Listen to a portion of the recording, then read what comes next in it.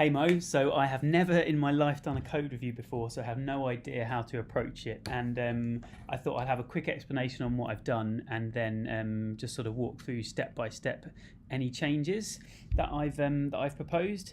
I guess my thoughts are that I can only offer a different opinion on how to solve the problem that you've solved here.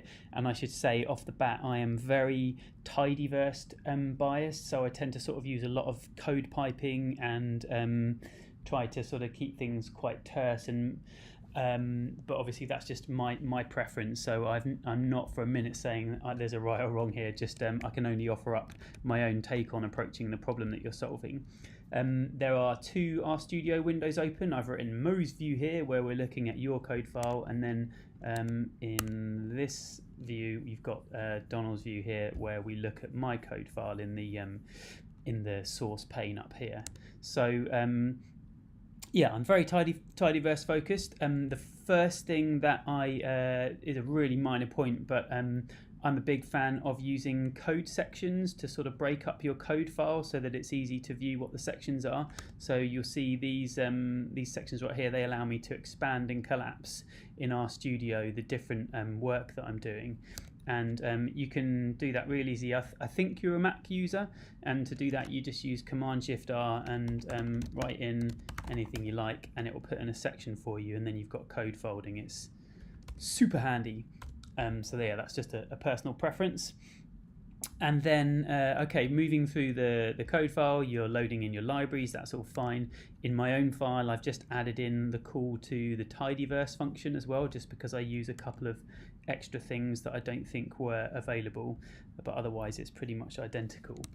And I have, in my file, because I don't have access to your data, I've just worked up some sample data based on the values that I could see in your file, and I hope that they're kind of indicative of the kind of data that you're pulling through, and you should be able to access those by reading it and by calling in this function. So there's not much I can add here really. You're pulling in the data using your SQL query, and I'm definitely not an SQL expert, so got no comment to make there. And the first thing that I noticed is these lines 65 to 67 here. When you're mutating your date, I left that until after the left join is made, because you can still join on the date values, as far as I'm aware, in both Rev and DA. I imagine that the values are going to be identical, so they're a good enough key to join on. So in my file, and this is going to take some talking through because you can see there's a rather different format to what's done in your file, but in my file I've just mutated as a second section. So what I've done here really, lines 60 to 76, I've combined joining the data, calculating revenue per user, month on month, year on year calculations, and I've sort of done that in a single step here in these 15 odd lines. And your approach, I think, was to break out separate data frames and then left join, having edited the date so that it was sort of lagged to a month or lagged to a year, and then left join sort of tricking your data into thinking that it had a different date value than it really did. So I've taken overall quite a different approach, which I'll run through the steps of how I do it right now. So let me just pull this out. So first of all, let's just take the first step here, and I'm going to pull out my data frame. Excuse me 1 second. Here we go. So first of all, I'm just taking the DA and the Rev data frames and I'm joining them, and hopefully this is the kind of thing that you would see. And then in your file, I think you had calculated, revenue per user. You did that as a separate line. I've just put that in line using the mutate function, and then also mutating the date in line, so that here we go, revenue per user is calculated over here, and that mutation on the date is calculated in line as well. So hopefully revenue per user is pretty straightforward within the mutate call. And then the date calculation, your approach was to, there's nothing wrong with it, but you did sort of 2 lines. First of all, convert date to have a 0, 1 on the end, and then use the as.date.character function to bring that through. And hats off to you for remembering what these format codes are. I never remember them. I just made use of a built-in function in Lubridate, which is YMD for year, month, day. And because I'm super lazy, that just does exactly the same thing basically, but you don't have to remember the format codes. So this is the status of our RevTraf data frame at the moment. And then the next step is to calculate the year-on-year and month-on-month amounts for each item. And I assume that you'd need to compare, okay, iOS, I need to know 2019, what was the amount in 2018-01, and then compare that across the devices. I've taken quite a significantly different approach, which may or may not be helpful, we'll find out. But basically, I have used the lag function and the mutate function as a combination to basically get the prior value kind of in place in the data frame without needing to create those extra data frames. And I'll hopefully show you what I mean by this. So if I take the, just give me 1 sec when I pull this out. Here we go. Right, so if we take so this first line does just the left join of the data frame. So here we go. Here is all of that data left joined together in place where we want it, and then we do the revenue per user. So we've added on that revenue per user column on the right hand side here, and then I mentioned previously I just make the date mutation on this step right here, because it, as I say, we can still use that value as a join key in the prior steps, and it sort of saves us a line of code and saves some duplication. And then the next step is we need to sort this data frame on the right hand side, first of all by device and then by date. And we also group it by device, because we're then going to use the lag function to get those month on month and year on year values. So if I just call this example, I'll show you what I mean. Here's a documentation for the lead and lag functions. And as I say, basically lag, you probably know it already, but lag, if we call lag on line 16 for sessions, then the appended mutated value will be the prior value in the data frame. So it will be this 61,864. So I'm just going to, in this working example, actually, I've decided I'm just going to pull in the lagged value just so you can see what that looks like. So here we go. If I execute that code here, our example lag column is now appended. So we're looking at MUU. So MUU here is 567,765, and the prior month's value you can see is 56756. So that's on here now. The prior month for line 31 is 234, and that's on here, and so on and so on.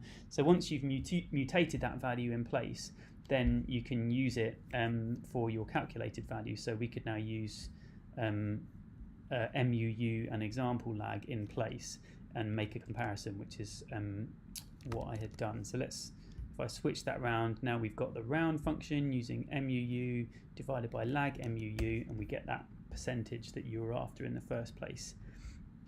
And the only other thing that we can do is, by default, the lag function pulls in the prior row in the data frame, but if we wanted to, we can specify any number. So we could say 5 or 10 or whatever, but since there are 12 months of in the year that we want to go through, if I lag it by 12 months, then this will apply the lag function and the comparison, the division, to the value that's 12 months prior. And you'll notice that we only get 4 rows worth of data, because in my sample data I've only got 4 months worth populated for 2019.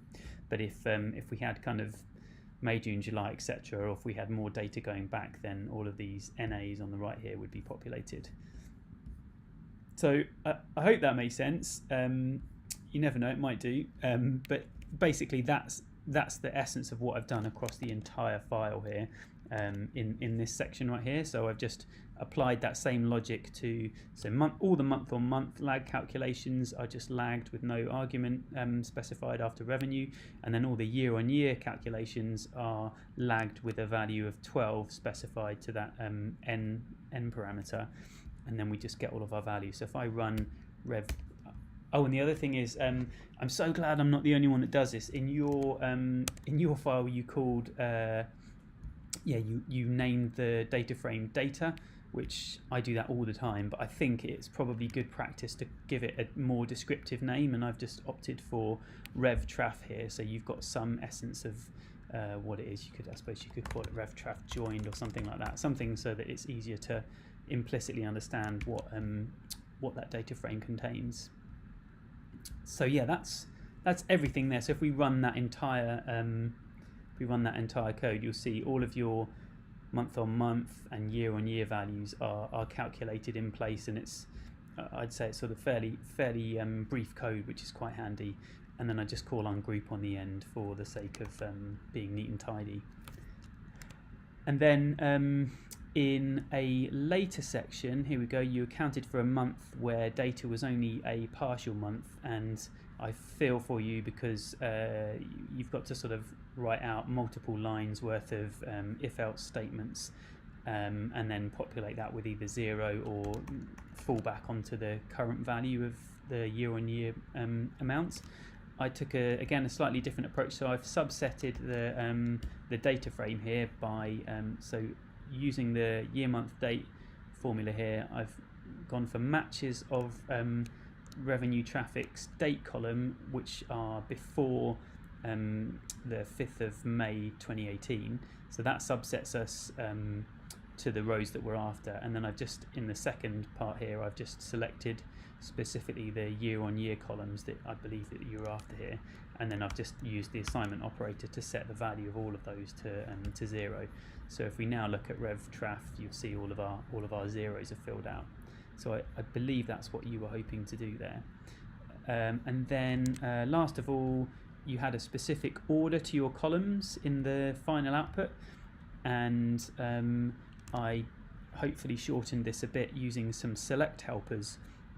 So again, we take the revtraf data frame, use select, and then I've just followed the same order that you've got, but I've used the matches select helper to provide a regular expression for the columns that I want to get. So you call revenue, but not revenue with revenue per anything. So first we want the revenue year on year, revenue month on month. Then we want MUU, then we want anything with sessions, then sessions P. Hopefully this all makes sense. But yeah, that should follow the same logic as your column selections here, but it sort of cuts it down a little bit by using the select helpers. And I think that's everything. Let me just check some notes.